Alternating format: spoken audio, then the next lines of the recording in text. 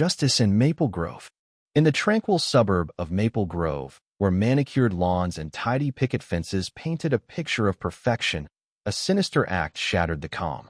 A 6-year-old girl, Mia Thompson, sat trembling in an empty lot, her tiny wrists bound with barbed wire that bit into her skin.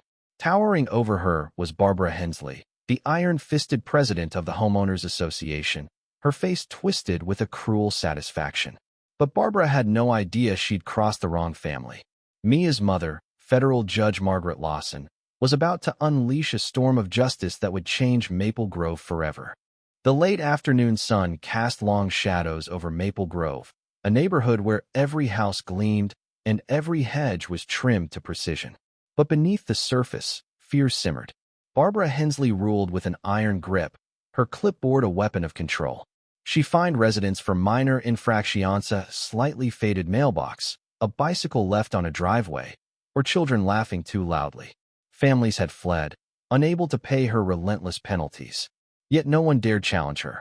Until that fateful day, little Mia, with her bright eyes and love for adventure, had been playing near the lot, sketching hopscotch grids with chalk and picking dandelions.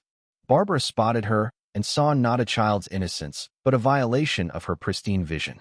"You're ruining this neighborhood," she hissed, binding Mia's wrists with barbed wire she kept in her car for emergencies. Mia's cries echoed, but neighbors, cowed by years of Barbara's tyranny, stayed silent behind their curtains. Margaret Lawson, Mia's mother, was driving home from the federal courthouse in downtown Raleigh.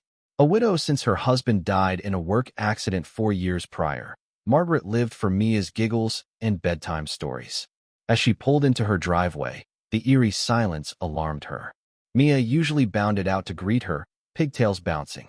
"Mia, sweetheart, Mommy's home," she called. No response. Heart pounding, Margaret raced to the backyard, then froze. Her daughter sat in the dirt, blood trickling from her wrists, Barbara looming over her like a predator. Rage surged through Margaret, but years on the bench had taught her to channel anger into action. "Step away from my daughter," she roared. Barbara turned, momentarily startled, but her smirk returned. "Judge Lawson, your brat was defacing the sidewalk. I taught her a lesson." Margaret knelt beside Mia, carefully unwinding the wire. "It's okay, baby, Mommy's here," she whispered as Mia sobbed. "She said I was bad." Holding her daughter close, Margaret fixed Barbara with a steely glare. "You'll regret this." Barbara laughed, arms crossed. "I own this neighborhood. You can't touch me." Margaret didn't respond. She carried Mia inside, her mind already calculating. Barbara had hurt her child, and Margaret would ensure she never hurt anyone again. Inside, Margaret cleaned Mia's wounds, bandaging them as she sang softly to soothe her. But Mia's eyes, once sparkling, were dim with fear. "Why does she hate me, Mommy?" she asked. Margaret's heart ached. "She's a cruel person, sweetheart, but she won't hurt you again." After Mia drifted to sleep, Margaret opened her laptop. For months, she documented Barbara's abuses, fines for trivial issues, late-night yard inspections, and threats. Last spring, Barbara had slapped Margaret with a $600 fine for a birdhouse Mia had painted, claiming it lowered property values. Margaret had paid to avoid conflict, but began watching Barbara closely. Now, she called Detective Laura Bennett, a trusted ally from past cases. "Laura, it's urgent," Margaret said, voice shaking as she recounted the horror. "I'm on my way with officers," Laura replied. "No one hurts a kid and walks free." By morning, police swarmed Maple Grove. Neighbors peeked out, whispering as officers photographed Mia's injuries and bagged the barbed wire.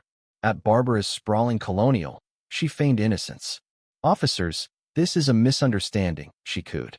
Laura wasn't swayed. "Barbara Hensley, you're under arrest for assault and child endangerment." As handcuffs clicked, Barbara shrieked, "That judge is lying." But the neighbors, watching from their porches, felt a spark of hope. Margaret knew Barbara's wealth and her attorney husband, Victor, would complicate things. She dug deeper, using court connections to access records. The findings were damning. Barbara had embezzled $60,000 from the HOA, meant for park upgrades and streetlights, funneling it into her account. She and Victor had a history of targeting families in affluent suburbs, harassing them with fines until they sold their homes cheaply. The couple then bought and flipped the properties for profit. In their last neighborhood, a family had lost everything after Barbara's false complaints to social services. At an HOA board meeting, Margaret presented her evidence bank statements, emails, and photos of Mia's injuries.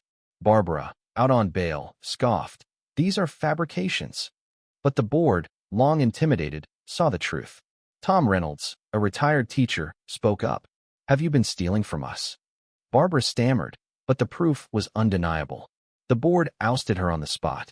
Days later, a neighbor's security footage surfaced, showing Barbara binding Mia's wrists. The chilling video spread, igniting outrage. At a community meeting, residents shared their stories. An elderly widow, Mrs. Carter, wept, describing a $400 fine for unapproved roses. A father, Juan Morales, recounted Barbara's threats to call immigration on his family over a noisy birthday party. A teen, Emily, revealed Barbara had banned her from biking, calling her a hoodlum. The collective pain fueled a resolve to fight back. Then, a newcomer, Rachel, stood nervously. "I work for Victor," she said, holding a USB drive. "I copied files before he fired me."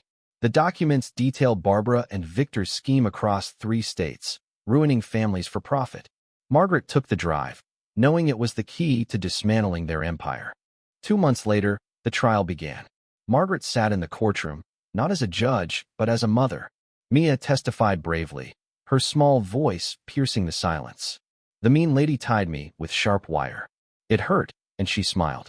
Jurors wiped tears as the prosecutor played the security video. Bank records and Rachel's files exposed the Hensleys' crimes. Neighbors testified about years of torment. Barbara's lawyer claimed she was preserving neighborhood standards, but the evidence crushed his defense. The verdict was unanimous, guilty on all counts. Barbara, defiant, screamed as guards led her away. Sentenced to 8 years for assault, endangerment, and theft, her term was later extended to 14 years for additional fraud charges. Victor faced prison for conspiracy. Their assets were seized to repay victims. Margaret was elected HOA president and transformed Maple Grove.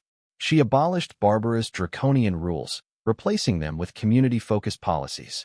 She launched block parties, a shared garden, and a playground where kids played freely. Mia healed slowly, her chalk drawings of stars and hearts brightening sidewalks. The lot where she'd been hurt became a vibrant garden, laughter erasing the memory of her cries. 6 months later, Detective Laura visited. "We recovered 2 homes Barbara and Victor stole," she said. "The families are moving back." Margaret smiled, tucking Mia into bed that night.